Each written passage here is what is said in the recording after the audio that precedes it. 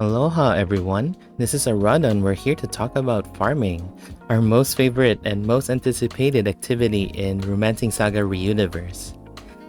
I'm going to be focusing more on the JP side. I wanted to show how the 4.5-year revamp affected farming. Spoiler alert, it hasn't changed that much. And also, I wanted to do a quick showcase as the second part of this video. Before we start, I want to give a quick shout out to Sato-san for the Joe artwork we have on display. When you have the chance, please visit Sato-san's page at Ultima Patria on Twitter. Alright, let's start off this video with the free quest. So in the 4.5-year revamp, the homepage has been revamped where the middle part is still the main story. So the left one is now the challenges, and then the right one is the free quest, where all of your grinding is gonna happen.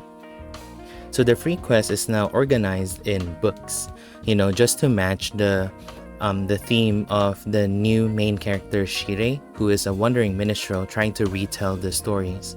And so we had the red book before, during the 4.5-year anniversary, and then now we have the blue book as part of the Game Boy Saga banner.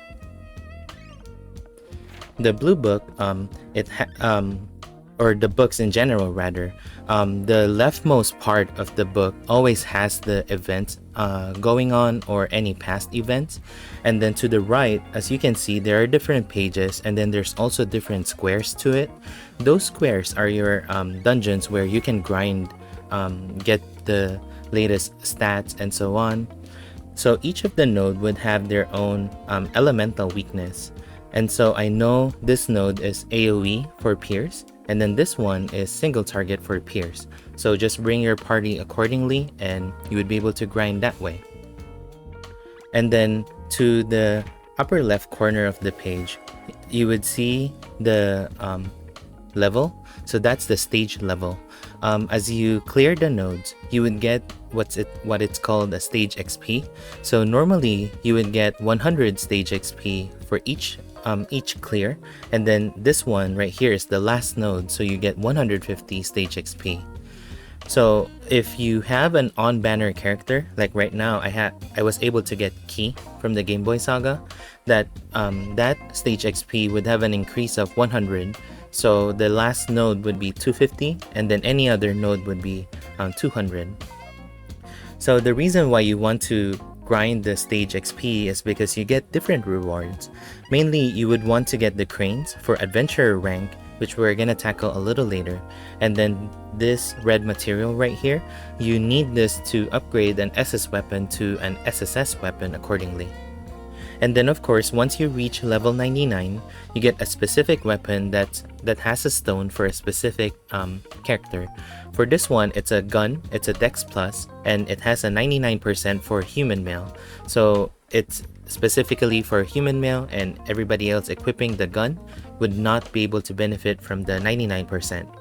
However, if you are able to craft your own SS weapon, then you would be able to get 90, 95, or 99% accordingly, and that would affect anybody who can equip that weapon. So that material is this red flower right here. And also the other drops for clearing the dungeon is this blue orb. So this blue orb is what you use to do what I call a book gacha, because you do like a gacha kind of thing where you're able to get the treasure for this book. So you need 10,000 of that, and then you would be able to do a 10 draw from that gacha. And then for each of the item that you draw, there is a chance to get gold, silver, bronze, or wooden box. So each of the book as well would have an SSS weapon. So it's a 65 attack power normally, and then it's already fully upgraded, and then it has a 100% increased attack that affects everyone. So this one right now for the Game Boy Saga is the Aura Gauntlet.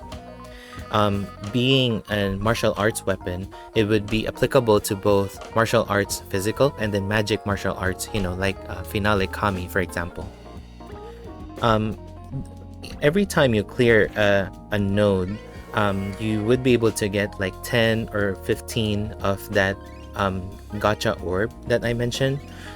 and it's pretty minuscule. So normally how you would tackle it is every day you see this little red note right here. This one, it says you would get an increased drop rate of the orb by 2000% after 50 clears. So after those 50 clears, you would get roughly 10,000 of that orb. So mainly you would be able to do one try of a multi in that gacha and hoping that you would be able to get the item you're targeting for. Mostly the SSS weapon, because that would help increase your overall damage for whoever can equip that. And so, like I said, for farming, it hasn't changed that much. It would still be AoE or single target. I'm surprised that there's some column and row farming is missing. Even though there are some stages where the enemy placement seems like a row farming stage, but it's not consistent where row farmers would be able to farm that properly. And so maybe it's a we will see kind of thing in the future, because right now we only had 2 books implemented. So maybe we're gonna have more column or row farming in the future. And then last thing that I want to tackle is the previous book. So like I said, we have 2 books implemented so far, and then in this old book you would be able to revisit the events that happened in the past, and then you would also be able to grind the different stages here if you would like to. There's not much benefit to it, especially if you already finished the book gacha for this one. And also, one thing I want to note is in this node there's usually a sign. It would give you some kind of a note that says do this or do that, or it would give you some kind of a clue to unlock something hidden. So that's a fun part of it. It gets annoying, especially if you don't understand what the game wants you to do. Like for the first book, these 2 hidden stuff right here, it took a while for the community, and I mean the community as a whole, to get their brains together and be able to see what are those signs telling us, what do we need to do. And we figured it out eventually, and we're able to unlock those 2 hidden stages. And yeah, right now for farming, it seems that especially if you're grinding for stage level, that you would be able to have 3 trainees maximum, because you would have 1 trainer, 1 on banner character, and then the rest would be the trainees. If you need 2 characters for that node, then there's only going to be 2 trainees, and so on. So that's one thing to consider if you wanted to pull for a farmer character, or you just want to focus on an on banner character and be able to efficiently farm stages. It's not really that important to level the stages to 99. I would say the minimum level that you would want to get is level 50, mainly because for level 50, let me open up something where I haven't leveled 50 yet. So for level 50, you would get the golden crane, and like I said, the crane is the only way for you to be able to get adventurer rank XP, and you would want to get adventurer rank as high as possible. So the old book, it seems that it's 60, but in the new book it's 50. So you would want to get adventurer rank to level 10 at the minimum as fast as possible, mainly because you would get an extra drop of this crystal right here. So this crystal, you would be able to use that to craft accessories. I don't know what they're gonna implement in the future, but right now we had the strength and intelligence, I think, strength and endurance accessory, and then the second option, you have any stats with any ailment resistance with 10 points of resistance from that. So I don't know what they're planning in the future, but I'm not really enticed with this accessories just yet, so I'm holding on to them accordingly. All right, that should end the discussion with the 4.5 year grinding and farming.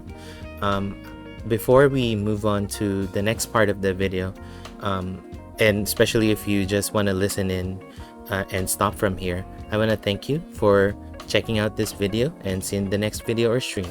Peace and love.